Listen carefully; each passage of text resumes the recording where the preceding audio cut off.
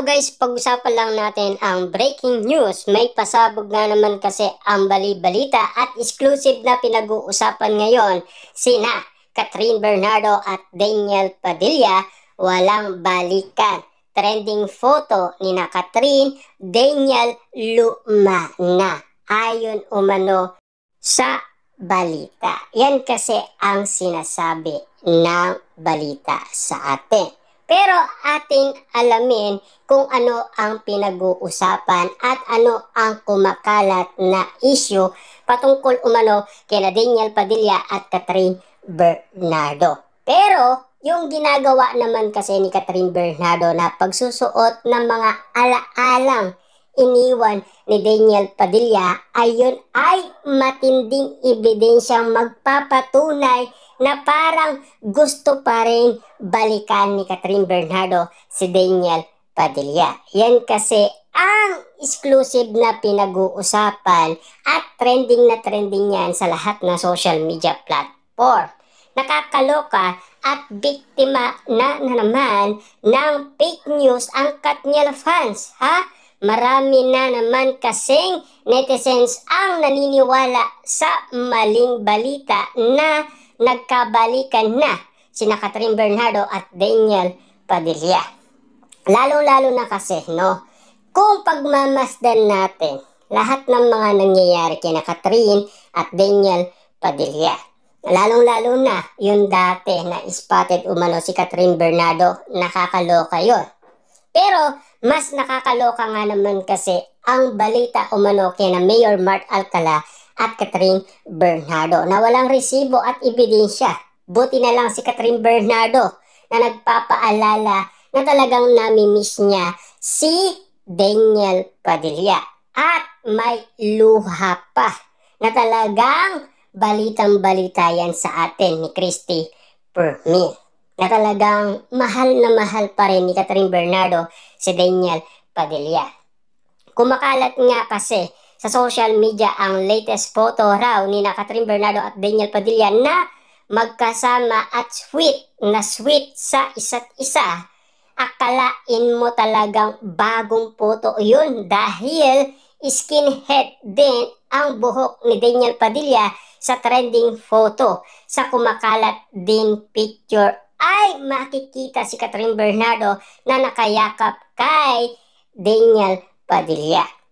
Yan kasi ay kumalat na sa TikTok, Twitter at lalong-lalo na sa Instagram, Facebook at YouTube. Grabe nga naman kasi ang mga ganitong bali-balita na talagang napakagaling nga naman kasi ng mga netizens. Papaano nga naman kasi naniniwala sila doon sa mga ginagawa ni Catherine Bernardo na talagang pagsusuot umano ng mga regalong ibinigay ni Daniel Padilla. At lalong-lalo na yung leather jacket na kailan lang ay isinuot ni Daniel Padilla at papaano naman kasi napunta yon kay Catherine Bernardo. Buti pa yun meron pang resibo at ebidensya magpapatunay kung ano ang kadahilanan ginagawa ni Catherine Bernardo. Hindi ganon kalinaw ang picture dahil luma na ito at obvious naman na halungkat lang ito kung saan na fake news peddler. Pinapalabas kasi na mga walang magawang netizens na totoong nagkabalikan na raw ang Katniel. At sinasama nga nila ang picture para raw may resibo at paniwalaan sila ng mga cyber citizens na mahilig din maniwala sa mga fake news, no? Ayan kasi ang bali-balita sa atin ng balita. Papaano nga naman kasi, no? Kung maiintindihan tayo ng balita. Yung ginagawa umano ni Catherine Bernardo. Yun umano kasi ang nagpapasigla sa mga netizens. Kaya nga naman kasi ang maraming tao ay gulat na gulat sa mga bali-balitang nangyayari. Lalong-lalo na kasi yung nangyari sa Pilipinas Got Talent na pinag-usapan. Basta't Daniel Padilla, napakasigla ni Catherine Bernardo at kitang-kitang kinikilig umano siya at lalong-lalo na napapaawit pa siya. At lalong-lalo na siyempre, yung dating movie nila na The House of Us, yung theme song, inahawit pa ni Catherine Bernardo. Grabe nga naman kasi, lalong-lalo na nagtrending pa yan sa YouTube. Chika pa ng mga fake news peddler, at least sila raw may resipo. Hindi gaya ng mga nagpapakalat na spotted si Catherine kasama ang isang batang mayor sa BGC. Kaloka. Ay naku, hindi talaga maawat-awat ang mga fake news. Huwag kasing i-follow ang social media feeds ng mga fake news peddler para matigil na sila sa panloloko ng kapwa nila. Grabe nga naman sila, 'di ba? Grabe nga naman kasi ang balibalita sa atin. Lalong-lalo na sana naiintindihan sana ng balibalita yung ginagawa ni Catherine Bernardo.